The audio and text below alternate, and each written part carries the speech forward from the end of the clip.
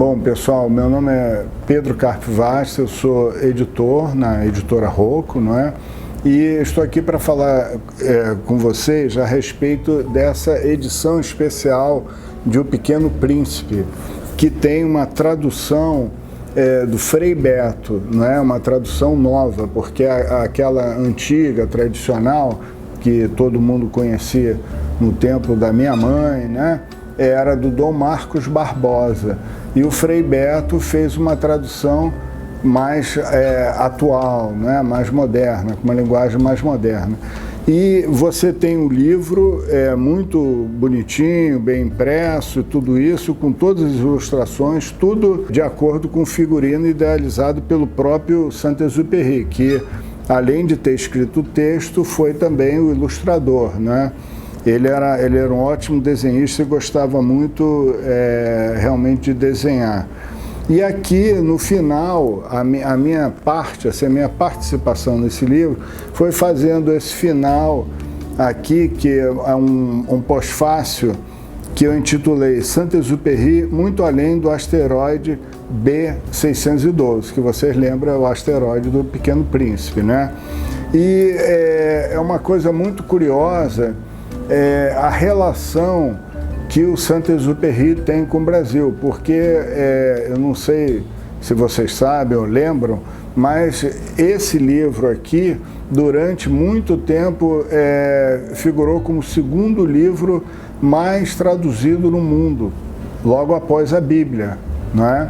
E então não há país nenhum que ignore a existência do Pequeno Príncipe, né? Que foi lançado na época da guerra. Foi até uma circunstância assim um pouco, não vou dizer triste, porque como ele era um aviador, ele estava preparado para entrar em missão em qualquer momento.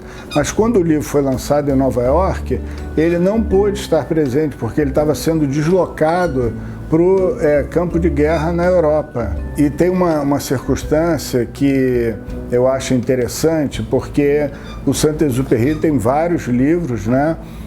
Livros que são considerados para público adulto.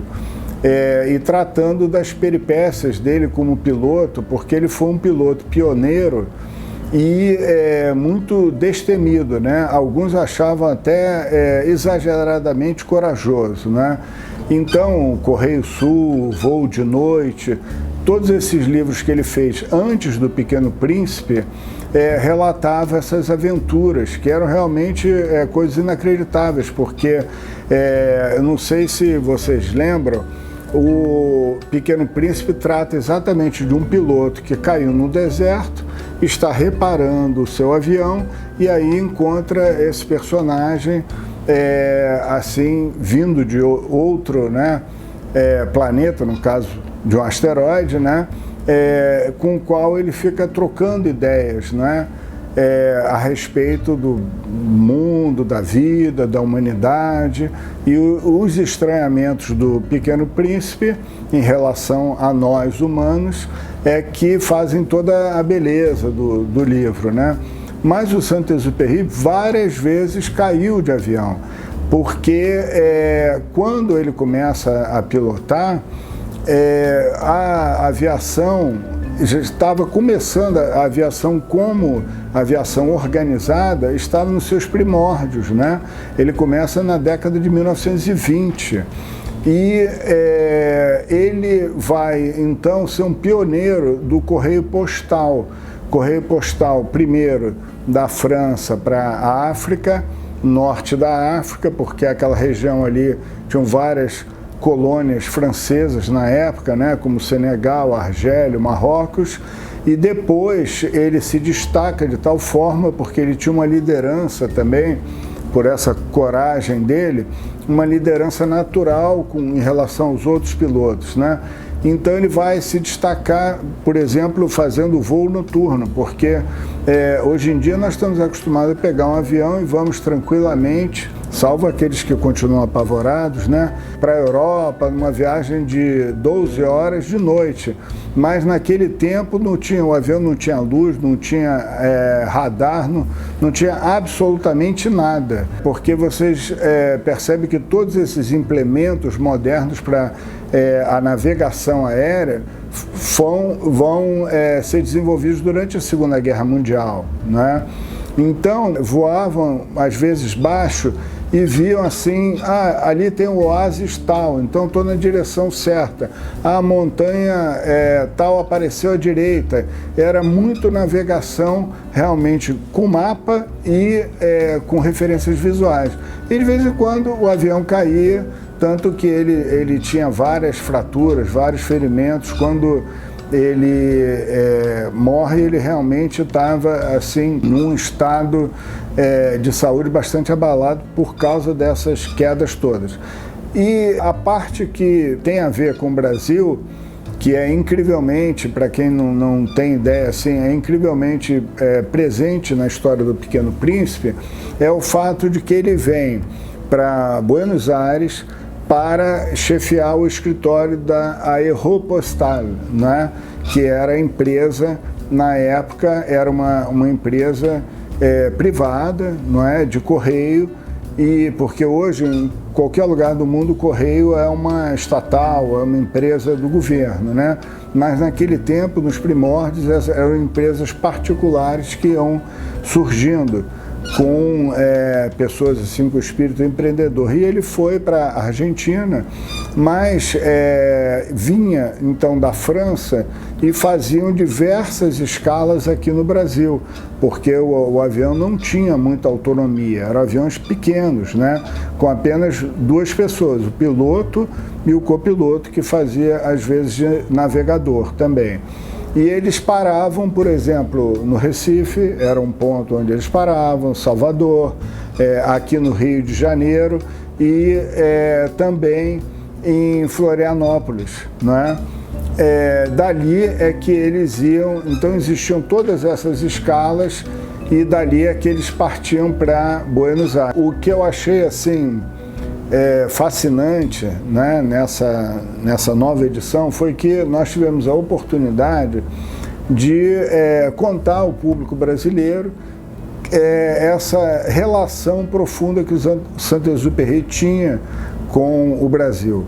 Por exemplo, nós estamos aqui no Hotel Itajubá, na Rua Álvaro Alvim, número 23, na Cinelândia, no Rio de Janeiro, né, que era um dos endereços utilizados não só pelo Saint-Exupéry, mas por todos os pilotos da Aeropostal quando eles faziam escala aqui no Rio de Janeiro. E nós estamos num dos quartos que, quem sabe, possivelmente um dia o Saint-Exupéry dormiu, né? É claro que era uma Cinelândia muito mais poética naquele momento, porque realmente era a terra do cinema, e era um local chique, né?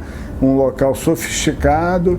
Eu me lembro até de uma crônica do Rubem Braga, quando ele vem do Espírito Santo para cá, ele dizia que nos sábados ele se arrumava todinho, botava um terno branco para vir passear na Cinelândia para paquerar as meninas e tudo. Era assim uma referência do Rio de Janeiro, né? Era um ponto muito mais importante do que mais tarde veio a ser Copacabana, Ipanema, Leblon, né? Nessa época em que ele vem aqui, que começa a vir em 1929, realmente a Cinelândia era o centro cultural do Rio de Janeiro, né? Tem uma coisa muito engraçada também, mas isso se passou lá em Florianópolis, que era tão precário. Isso existe um campo de pouso que foi tombado e é preservado, e o local do alojamento dos pilotos lá em Florianópolis, que era assim, perto de um morro, então eles acendiam lampiões para iluminar a pista. Primeiro que era uma pista de terra, né? E iluminada à noite com lampiões, ou seja, qualquer pouso era um risco, né? Mas esses pilotos realmente eram pilotos heróicos, né? E o Saint-Exupéry também, lá você tem mais dados a respeito dele, né? Porque tem uma história muito engraçada. Ele ficou conhecido lá como Zé Perry, porque ele fez amizade com um pescador e que não conseguia falar de jeito nenhum Antoine de Saint-Exupéry. E ele chegou a presenciar o casamento desse senhor, né, desse pescador, e depois o filho dele também se tornou aviador, né, e é uma das pessoas que se encarregou de perpetuar a memória dele lá. Então, você tem essa lembrança também de Saint-Exupéry, no caso, em Santa Catarina, né? Também aqui no Rio de Janeiro, mas fora da capital, fora da cidade, na Serra também, eles iam, às vezes, um período de descanso maior para uma fazenda naquela região entre Petrópolis e Teresópolis e tudo, que existe até hoje a fazenda. Maiores detalhes, leiam o livro, e que é preservada. Esse senhor que adquiriu a fazenda depois ficou tão impressionado com essa história que ele fez um pequeno museu em homenagem ao Saint-Exupéry. E lá ele andava muito a cavalo, né? Então ele foi uma pessoa que curtiu muito o Brasil. E a última curiosidade que eu acho interessante chamar a atenção, todo mundo lembra, quem não lembra vai lembrar, comprando o livro, que existe um baobá nesse asteroide do Pequeno Príncipe. E o baobá é uma árvore africana, não é? Uma árvore imensa, de tronco muito largo, que é a característica da África. Então, certamente o Saint-Exupéry viu pela primeira vez um baobá na África. Porém, o baobá que inspirou o baobá do Pequeno Príncipe é um baobá do Recife, que é conhecido hoje, é preservado até hoje, né? Está lá vivo, bem, e que é conhecido como o baobá do poeta. Vocês percebem que o Saint-Exupéry realmente teve uma relação muito grande com o Brasil. E aqui mesmo no Hotel Itajubá, ele escreveu de um dos seus livros. Quando ele estava aqui, e é por isso que, infelizmente, não existe nenhum registro fotográfico dele no Brasil, ele ainda não era famoso, né? Ele era famoso como piloto apenas. Então ele era uma personalidade que era recebida em todo lugar assim, porque era um aviador destemido, como nos Estados Unidos o Lindbergh, né? Que fez a travessia do Atlântico, né? Mas ele ainda não havia começado a publicar seus livros, que ele vai começar a publicá-los na década de 1930. Então é por isso que ainda não tinha, mas é interessante ver que ele começa aqui no Rio de Janeiro, né, possivelmente, quem sabe, nesse quarto, a rascunhar nos seus tempos livres, né, os tempos de folga, o livro que se tornou também um clássico, que é Vol de Nuit. Às vezes é traduzido como voo noturno, às vezes é traduzido como voo de noite, né? Começou a ser escrito aqui, né? Bom, tudo isso e muitos outros detalhes também sobre a vida dele antes de se tornar conhecido, e depois existe um mistério também envolvendo a morte dele, porque ele desaparece em missão e nunca mais é encontrado, né? Mas anos depois, muitos anos depois, na verdade quase 40 anos depois, o avião dele comprovadamente foi localizado, né? Então ele teve uma vida realmente mítica, assim. Mas tudo isso aqui vocês têm nesse livro, além, obviamente, da história sempre cativante do Pequeno Príncipe, nessa nova tradução do Frei Beto.